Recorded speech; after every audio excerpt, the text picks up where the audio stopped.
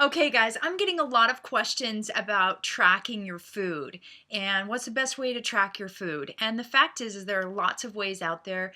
And if you have a method if it's MyFitnessPal or whatever you're doing, if it's working for you, you're losing weight, you're feeling good, keep doing what you're doing because there are lots of ways to track. But if it's not working for you and you're frustrated, you're not getting results, and you feel like you're tracking, the truth is your calorie tracker may be misleading you. And I love tracking calories, but I don't know that it's always the best way for everyone. And the reason is calorie trackers can be really confusing to use. So here's an example, right? I look up a chocolate chip cookie and I get 98 different types of chocolate chip cookies in my food tracker. 98 things I have to scroll through and go, which one looks like the cookie I really ate?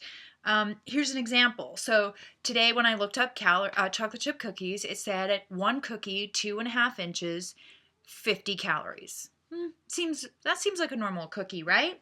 So I go to the store and I buy a cookie that looks 2.5. This is 3 inches. I measured it, 3 inches, and that's 50 calories with my food log, right? But if I actually look at the label on the box, it's 190 calories. And I'm going to trust this label over my food tracker because these are the people that actually made the cookie. That's just one example. But in those 98 different types of cookies, the calories range from 50 calories up to 450 calories. And that is a huge range. So one of the ways that you can be misled by a calorie tracker is the sheer amount of there's too many options and which option really closely matches the one that you ate. So there's that example. The main thing though with calorie trackers is that the portion sizes are typically very, very small. So another thing I looked at today was a tuna fish sandwich, right? So I go to the store, I go to the bakery, I buy a tuna fish sandwich. My food tracker says that it's a 250 calorie meal for a typical tuna fish sandwich. But I go buy one at a bakery and I weigh it. I weigh the bread, I weigh the tuna. It's 400 calories. So it's almost double what's in my food tracker. So this happens a lot in our society. We know portions are big, and we always eat a little bit more than we think. And so here's where I say if you're frustrated and you're tracking everything, most likely we're eating more than we think. So you're probably going, oh my gosh, what do I do then? How do I track my calories? So this week I'm going to give you a tip each day to help you better track what you're really putting in your mouth. I'm not really a calorie counter, like count every little thing that goes in your mouth. If that works for you, that's awesome. But I want to teach you some other ways to track your food intake and to help you find the motivation to make healthier choices. So the first one I want to talk about is traffic light eating. And it is just as it sounds. You have red meals, yellow meals, and green meals. And you know what these are.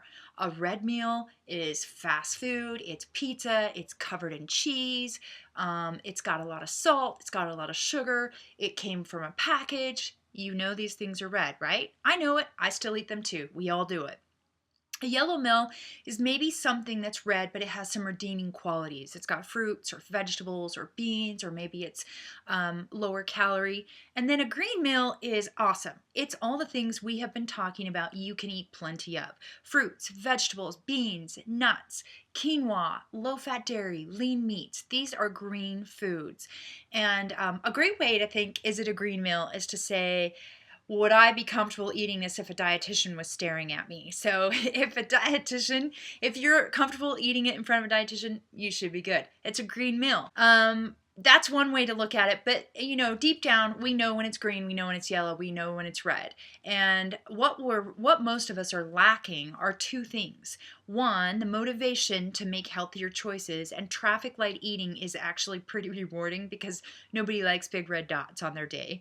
And two is hindsight, to look back over days or weeks or months at a time and see the colors on your chart. Do you have a lot of red? Because what happens is we all say, I do this too. So I'll say, oh, I haven't had a treat in a long time. Like it's been a couple of weeks and I deserve a treat today. When in reality, I just had one this morning, but I forgot about it. or I've had one every day this week and I sort of forgot about it. Having these colors, and you can look back over time, you really get that hindsight where you realize, wow, I actually eat a lot of snacks and I didn't realize until you can look back.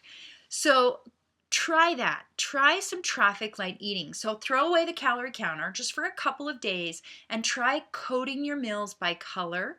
And if you want to take it a step further, by size. So you can write down or you can color circles. I love it.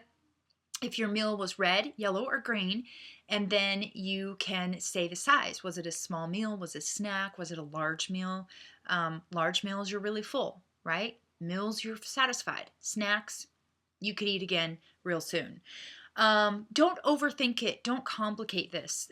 This is really about zooming out and looking at the big picture.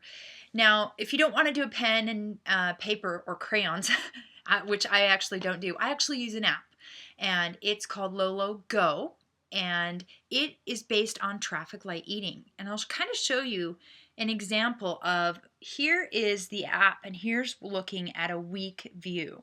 So you can see this is breakfast, lunch, and these are dinners. And you can see that this person does really good breakfast and lunch, and they fall off the wagon every night at dinner. And this is very typical, where people think, I have been doing so good. I've been eating so good. I may have had a couple bad dinners. Or did you mean a bad dinner every night? No, just kidding. But it happens. We do this. And this hindsight is what I'm talking about. The ability to look back at your choices over time. You really need to try traffic light eating for a few days to a week before you can see kind of, are you really eating green meals? Are you getting mostly green and maybe a red here and there, which is totally fine? Or are your days filled with yellow and red meals? So it's a new way to look at your calorie intake. And I shouldn't even say that. It's not even about calorie intake. It's a new way to look at the quality of your choices. Because as I keep saying, you can eat. There's no diet. You can eat plenty of healthy foods, but it's finding the right foods. And we always eat in combinations. And when we start adding those combinations, that's where you start to say, all that cheese just made this red and it could have been green. And you'll be surprised. It might work for you and it might not. That's what I said. So different things work for different people. I challenge you to try some traffic light eating and see if it works for you. More tomorrow, okay?